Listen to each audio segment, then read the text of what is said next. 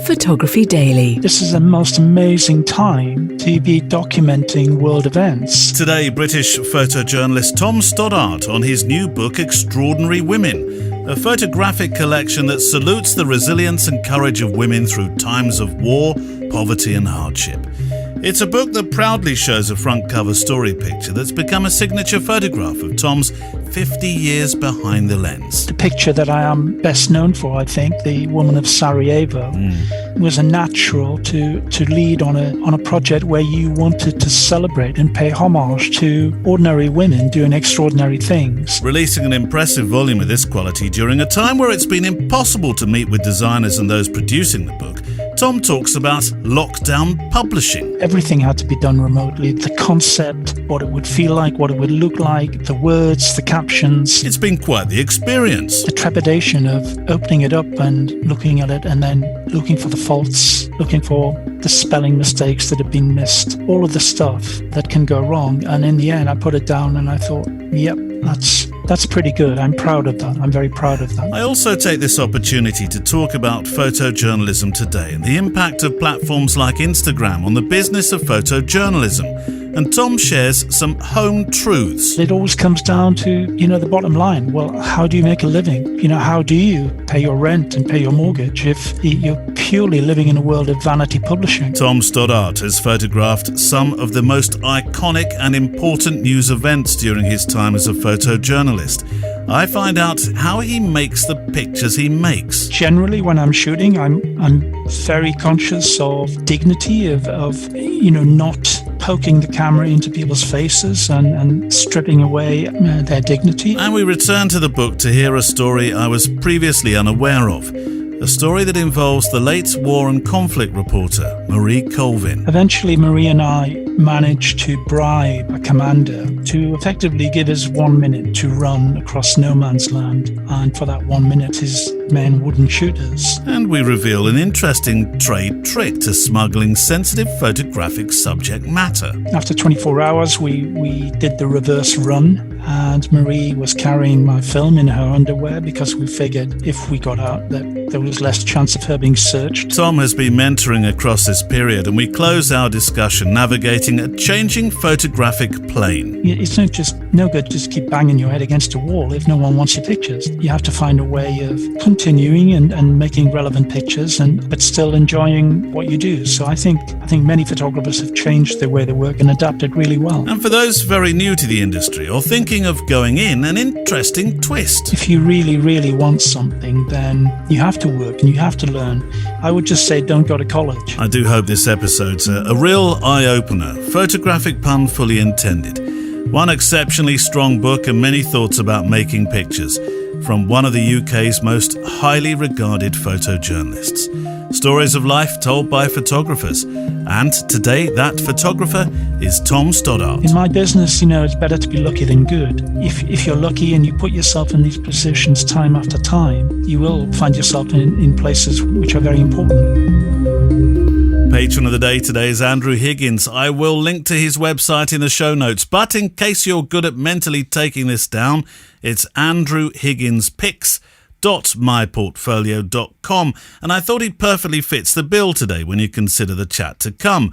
Andrew's been a professional photographer nearly 40 years. I spent most of my career, he says, as a newspaper photographer, working on local papers in Surrey, West London, North Yorkshire and Gloucestershire, both staff and freelance, plus a very short dabble on Fleet Street. At present, Andrew's a staff photographer with a small, busy editorial and commercial photo agency based in the Cotswolds, and I think you'll enjoy taking a snoop around his site and then Instagram to get an understanding of a photographer whose repertoire certainly needs to be very varied. More about Patreon later if you'd like to become a part of it, like Andrew. We're also supported by mpb.com, who can help you buy, sell and trade used camera gear in the US, the UK and Europe. And here's 2 reasons why you can trust them for your picture making. 1, peace of mind when you're buying in the form of a guarantee. And 2, money in your bank quickly when you sell. So if you want to buy or sell or trade used gear and be a part of the ever-important circular economy, mpb.com is a great place to do business. And actually their blog has a wonderful feature inspired by her interview on this channel with the New York street photographer Golnara Samoilova, and I'll link to that in the show notes today so you can read it. So, Tom Stoddart. Well, Patreon members will have heard a review of Tom's book that I did for Book Club a couple of weeks back in More episode number 42. There's a lot of back catalogue episodes to keep new members busy.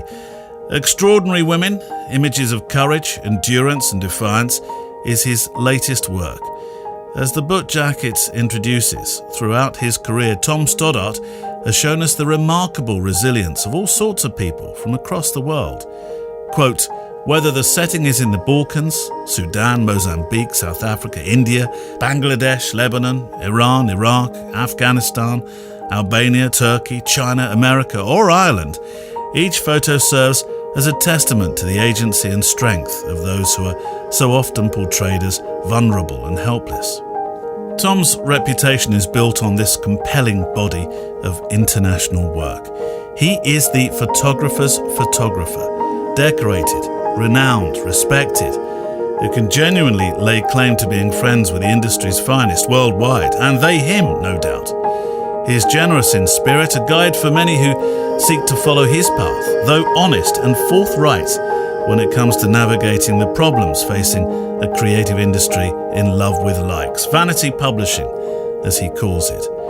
I'm delighted to talk to him about his new book and fascinated to revisit some of the stories within. This is Tom Stoddart.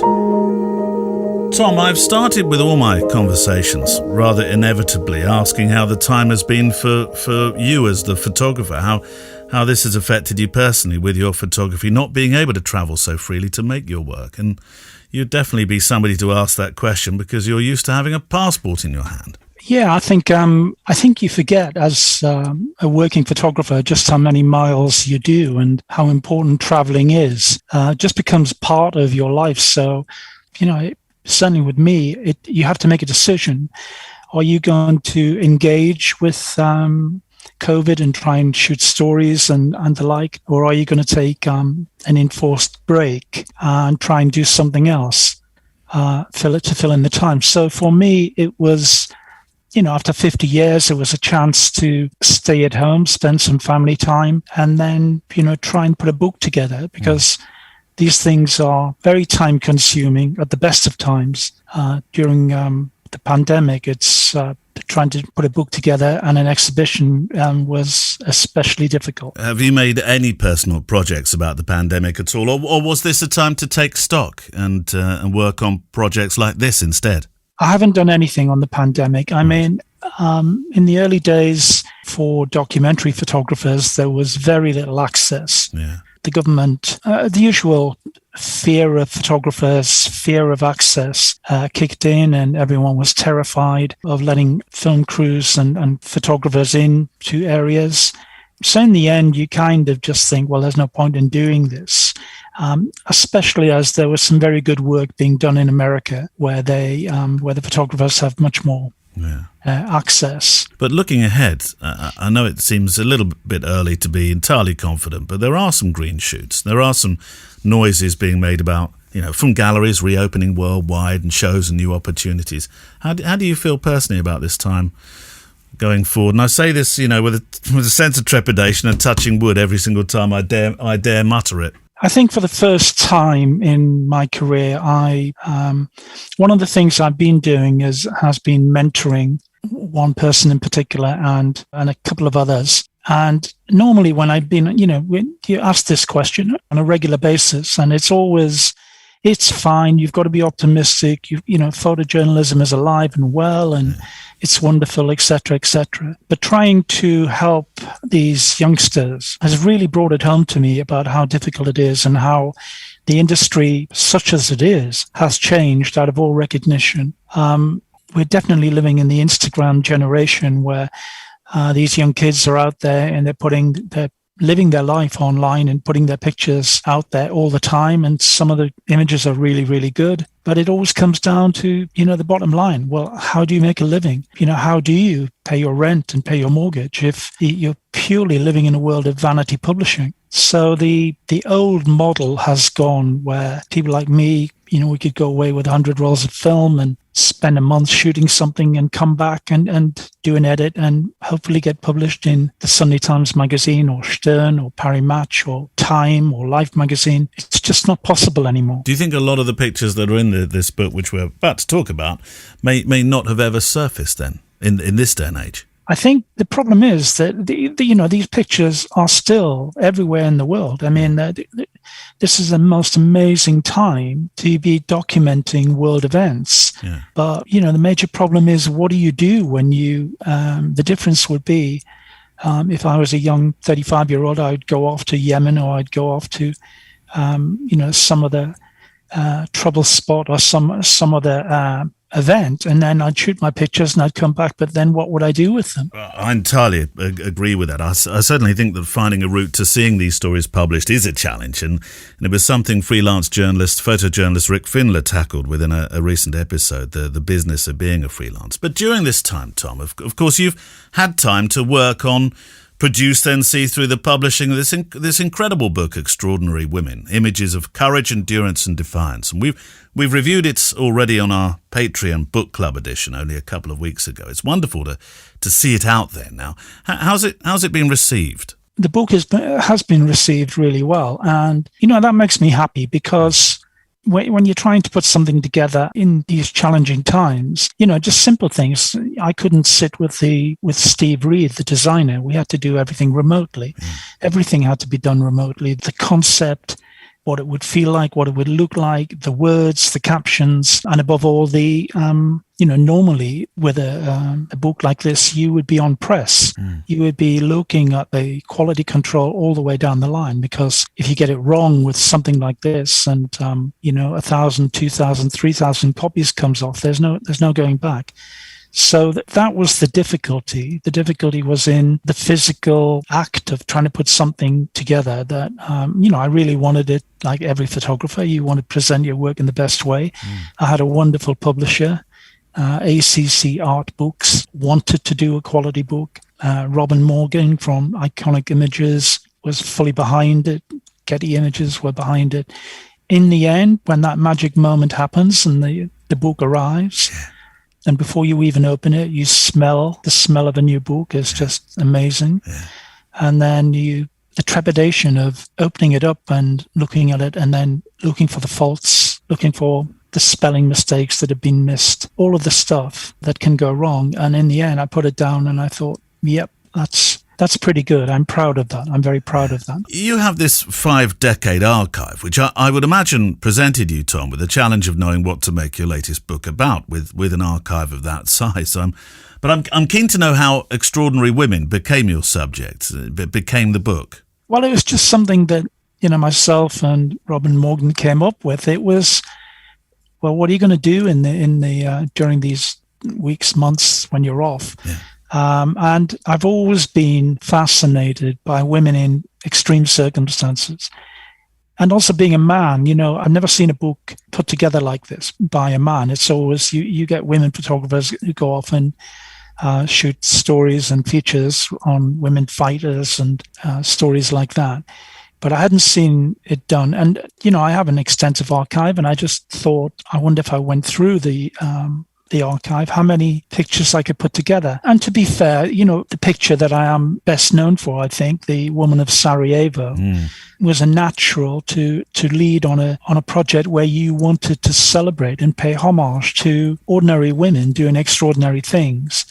I mean, if I'd had 200 pictures of the quality of that, it would have been probably done years ago. But, I don't, and not many photographers do have reams and reams of terrific pictures. Most people are lucky if they shoot half a dozen in their life. So looking at that and thinking, well, there might be something there, and remembering all the unsung times, the refugee camps I've been in, where when the going gets tough, it's the women who turn their shoulder to the wheel. It's the women who gather the children together. It's the women who feed them, the menfolk and the children first and themselves last.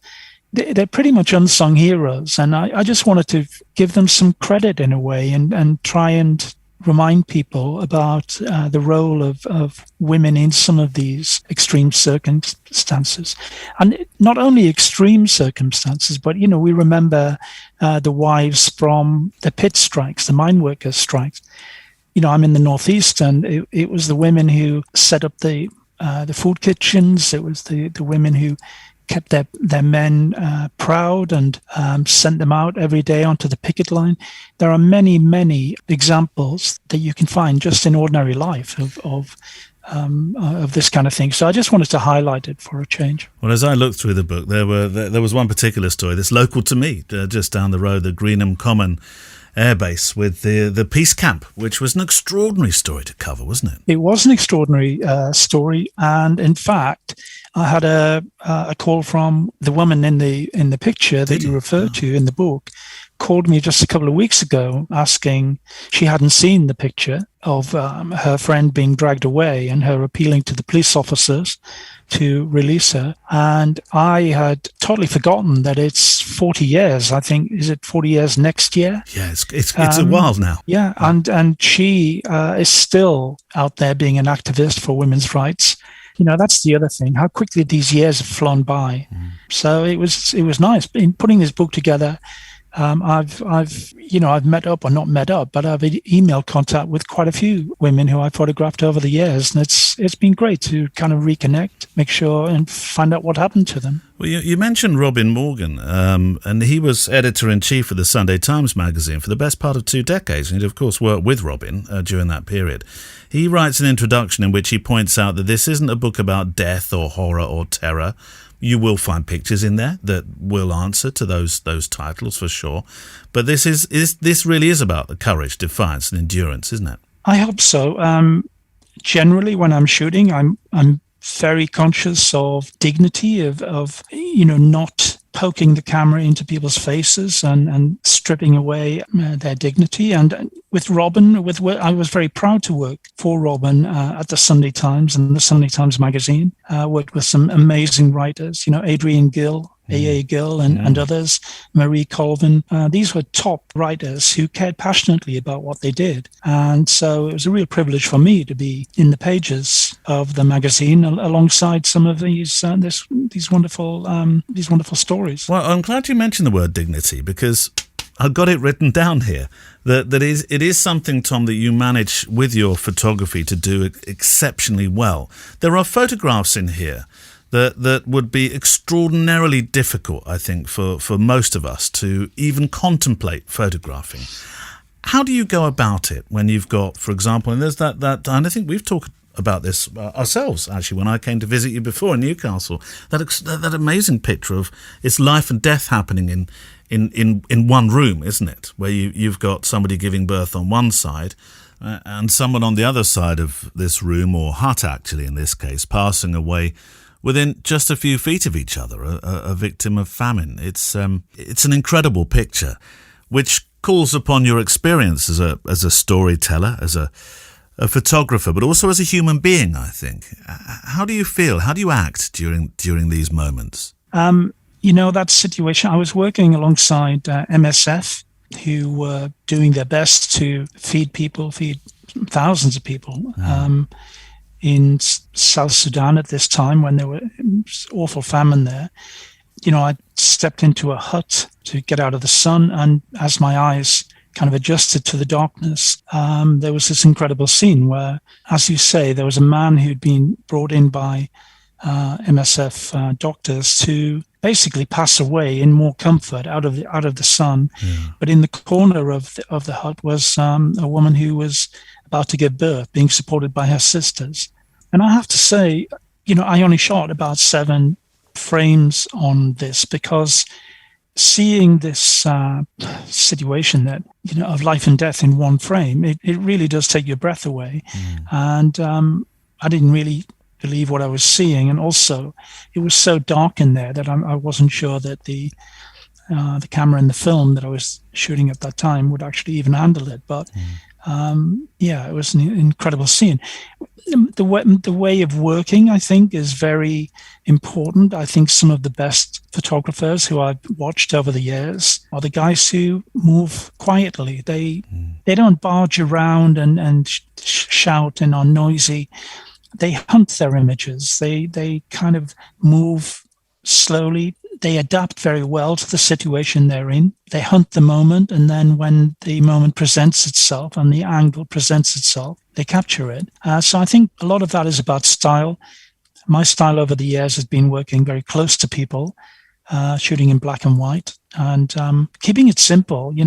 Photography is not a complicated business. Once you press the button the way that you want to shoot and the way it's effective, it's not that complicated. And so I think it's important to have your style and find out what suits you. We're back with Tom Stoddart in a moment. Photography Daily is a podcast, but equally and as importantly, a growing community of like-minded photographers from many genres, many backgrounds and experience. Well, it started as an opportunity to hear about and from photographers like Tom has become, I hope, so much more in terms of giving you the airtime to express what you feel about this thing called photography that we all do. That is what the Friday Photo Walk is all about. Each week I take a digital mailbag out for a walk, sometimes close to home, sometimes further afield, but always with the express intention of hearing what you have to say about photography. We mix in some inspirational past words from our guests, but the driving nature of the episode is you, your stories, what you write in, and of course what you send in, because we show those photos on the show page. And that's what we're trying to do here, really, build a new community, a safe place for photographers to meet. We do that partly through the new Facebook group, well, newish now, but we equally embrace the Patreon app, which gives me a chance to build an extra show for you each week on a Thursday, organise Zoom meetups, a photo challenge, and share more personal diary thoughts and ideas. And that support is how this podcast can only grow, really. My personal plan and pledge to you is that if the support grows, the cast will too. More interviews, more ways to talk and meet, and who knows, even photo walks that go much, much further afield. From the price of one high street coffee per month, patrons are so important to helping maintain a future for this cast. Try it for a month by hitting the Patreon link I'll put in the show notes today, or you can find easily enough on the website. I like to think of it more like I'm buying you the first round of lattes with all the content during each month, and you're just getting the second round in. Don't just watch us grow, be a part of it. And just before we return to Tom, for the next 3 months we're proud to partner for the first time a photographic event, and that's an outdoor exhibition in the south of England called Photo Swindon, featuring 3 international photographers, Martin Parr, Jason Florio and Sanna de Vilder. Now, don't worry if you're not based in the UK, because we'll be linking through show notes to their works and the event. But if you are in the UK and in travel distance of Swindon, this exhibition, curated by photographer Jennifer Berry, features a collection of works with a shared title, In Sync, Natures of Togetherness. Right, back to Tom Stoddart. Well, I'm very familiar, of course, with the images on the front cover of this book, and equally the Sniper Alley Sarajevo pictures that you made. But that story of Sniper Alley sort of predates, really, doesn't it? Because Robin Morgan also recounts a powerful working relationship you had with the late Marie Colvin, who you mentioned, and a very important story that you covered that talks so eloquently, really, although horrifically, about a war on women, as it came to be seen, didn't it? Talk us through that particular situation. Well, it was 1987. Marie and I were, 2 young freelancers working for the Sunday Times. We were in Beirut. We were trying to get access to a camp where many Palestinian people were being surrounded by Amal militia, who were a Syrian-backed militia. There were rumors coming out of the refugee camp that people were being killed and shot, being starved to death. And we wanted to get in to find out what the truth was. Unfortunately, the surrounding forces didn't want journalists, photographers roaming around there. Another thing about it was that there was a doctor inside called Dr. Pauline Cutting, and a nurse called Susie Whiten, a Scottish nurse called Susie Whiten, and they were attempting to give medical care to the people inside, the Palestinians inside. Eventually, Marie and I managed to bribe a commander to effectively give us 1 minute to run across no man's land. And for that 1 minute, his men wouldn't shoot us. So we literally held hands and ran. Of course, we weren't able to tell the Palestinian fighters that we were coming, but we got in, and over the next hours, I was able to document the appalling scenes that we found in there. And Marie was, making notes, and it was just horrible.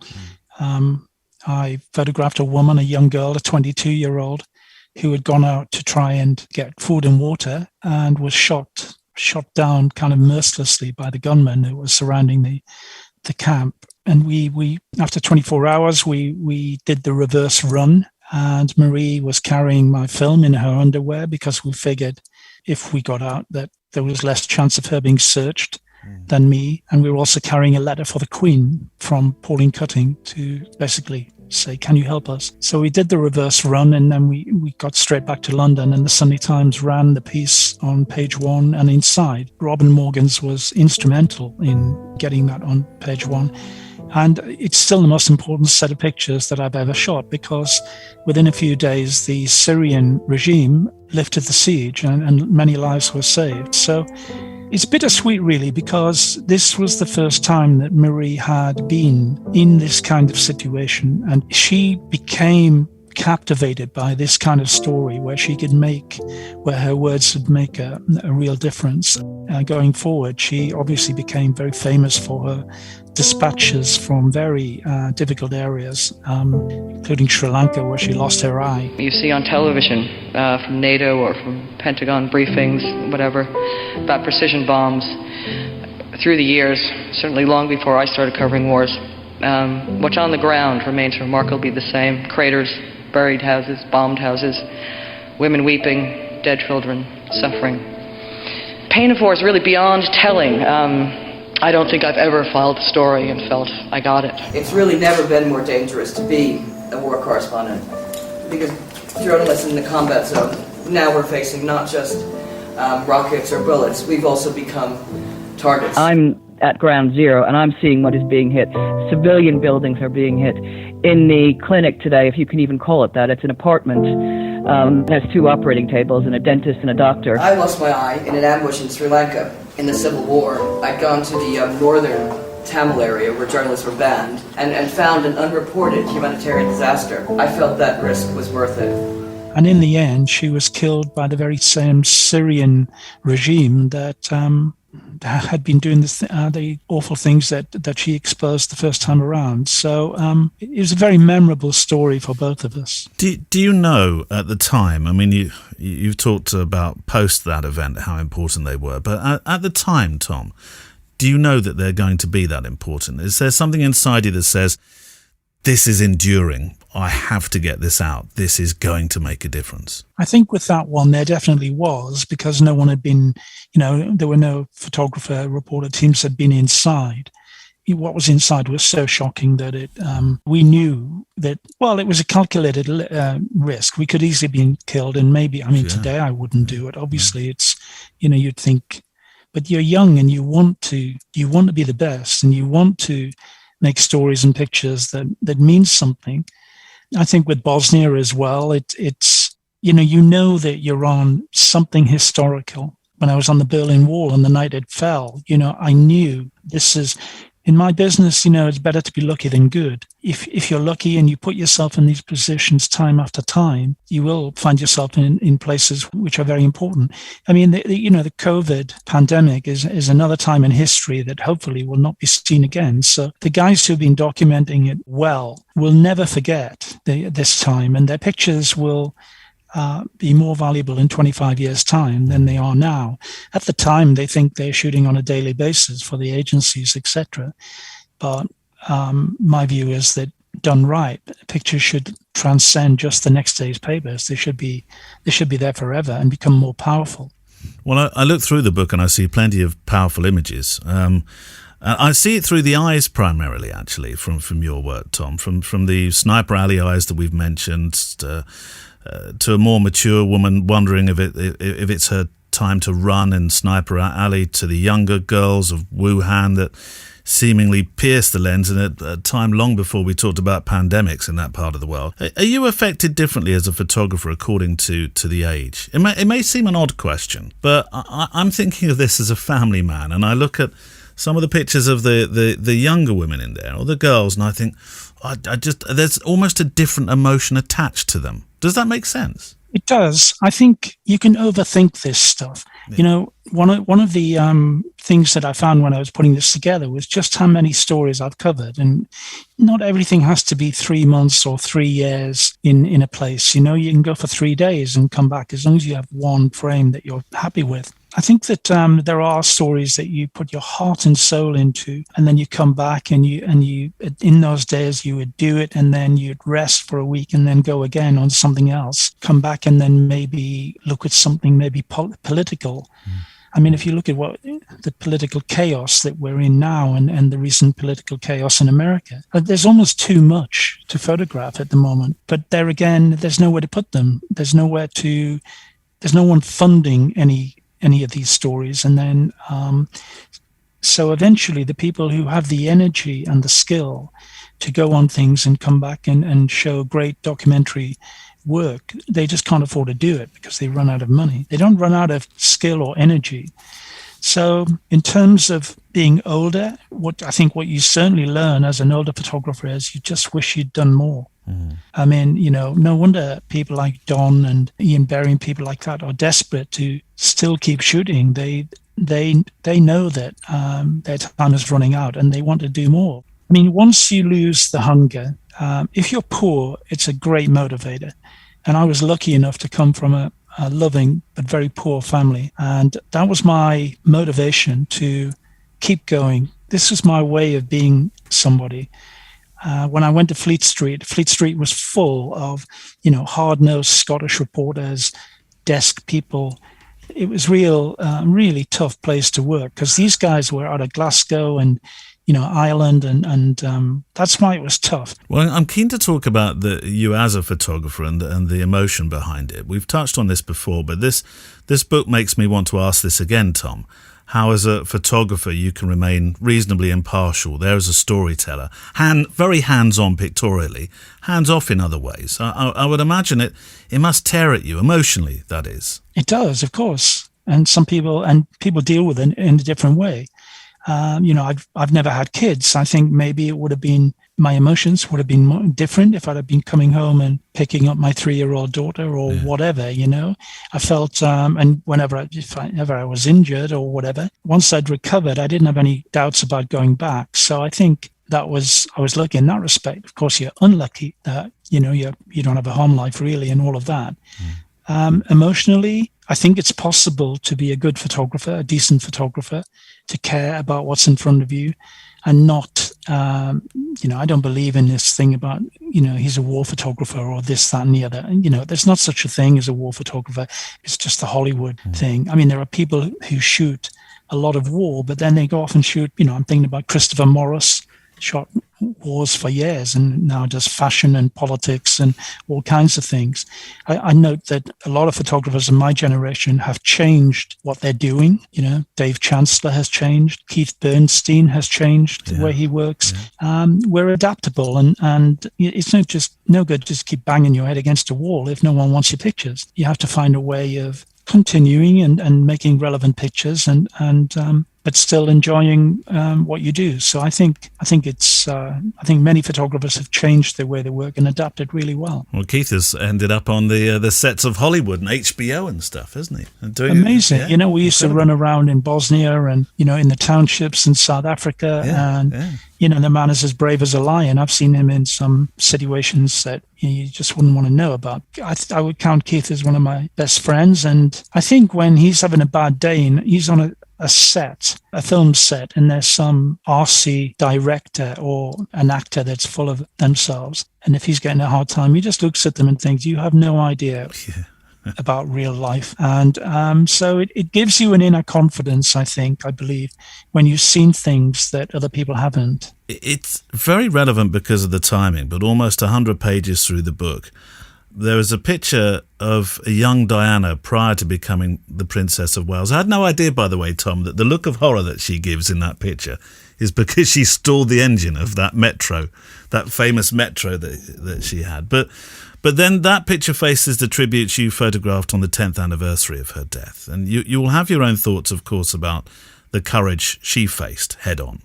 And it's a story that's sort of unravelling on two sides of the Atlantic once more. Do you feel that with all the images you make, with all the stories that you've told, Tom, a sense of disappointment that sometimes we just don't seem to learn?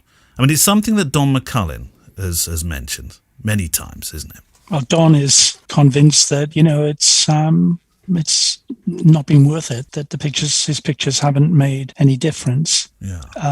I believe that's not true. I believe photographs by themselves don't make a difference. It's a drip, drip, drip effect. And I think it's a mistake to think that, and the real tragedy of photographers not covering serious events, not covering, as I say, Yemen and other areas. I mean, today, the other story on the news is about we're cutting aid to places. And there won't be any photographs. There's no photographers out there doing, work that illustrates that. And I believe that that's wrong. That's bad because it gives a false sense of security. It means that young people think that we all live in a world with medicine and we all live in a world with clean water and electricity on tap and whatever. And it encourages, more of the have-it-all society if they're not exposed to anything except selfies and Instagram stuff and whatever. So I think it's a great shame that there isn't at least a small area that illustrates that not all the world is as lucky as we think it is. Well, I'm buoyed by the fact, though, that you're mentoring. So I'm hoping that you're taking this story to your mentorees as an opportunity to go forth and find these stories now. The guy and the people I have been mentoring, they have no shortage of enthusiasm. Yeah. They're not very well trained. They're not trained in business acumen at all. It's all about the world is waiting for your creativity and, you'll be fine. When reality kicks in and they're 30, 40,000 in the hole after studying, and they come out and they have no idea about the business side of anything. To them, it's like a glamorous way of making a living. And which is why like 90%, 95% of them, you never hear of them again after they leave college. So it's really hard for people to stick in this industry and succeed. But then again, why should it be easy? If you really, really want something, then you have to work and you have to learn. I would just say, don't go to college. Really? Don't waste the 3 years, 4 years. I would say, don't waste the 25, 30,000 or whatever. Find another way of getting into photography and clinging on there anyway. Everyone wants to be a photographer to start with. Well, there are lots of other jobs in galleries doing more menial work to learn about photography by looking at pictures all the time rather than thinking, well, I'm going to shoot one story and everyone will know I'm Sebastian Salgado. It seems fitting, finally, Tom, that the book is dedicated to one very special, extraordinary woman in your own life. She's amazing. My wife is unbelievable, and without her, I struggle really to continue in terms of producing work. It's about a mindset. I think if you're content in your own world, then you appreciate it when you go into areas that are hard and you want to get home as well. But I still think when you shoot your best pictures is when you're full of angst and you're angry, and get in there, get the adventure, start off wanting to be a war photographer and finding out very quickly that you're an anti-war photographer, and then having 10 or 20 years of really, really energy-filled work, and then afterwards you can do what like I do and so many more. We can just sit and talk to you. My thanks to Tom Stoddart. And that's it for today. Keep sending your questions, feedback and photo stories to studio@photographydaily.show so that I can feature you in the mailbag edition, which is the Friday Photo Walk. On that note, remember you can also send in pictures from your own photo walks to appear in the episode's show page online with links to your website or Instagram. If you haven't yet, join our private Facebook group and follow us on Instagram. Links to all this and our guests and our wonderful, wonderful supporters on Patreon will be on the Photography Daily show page today, linked to in your podcast player app as always. Next week, the final week for the moment, returning to 3 more familiar previous guests on the show. This time I want to ask you a question. How do you fancy going on the road for a year with a van to make a photo book? I have a guest, Ryan Visions, who's done exactly this and will share how he makes it work. A big part of this journey was self-healing and finding who I am and also who I am as a photographer. And so for me, it's important to experience things that I don't take photos of too. What are those things? Find out next Wednesday. Music on the show from the incredible artlist.io. And I look forward to photographing with you, hearing from you and talking with you next time. Photography Daily is a Loading Zone production.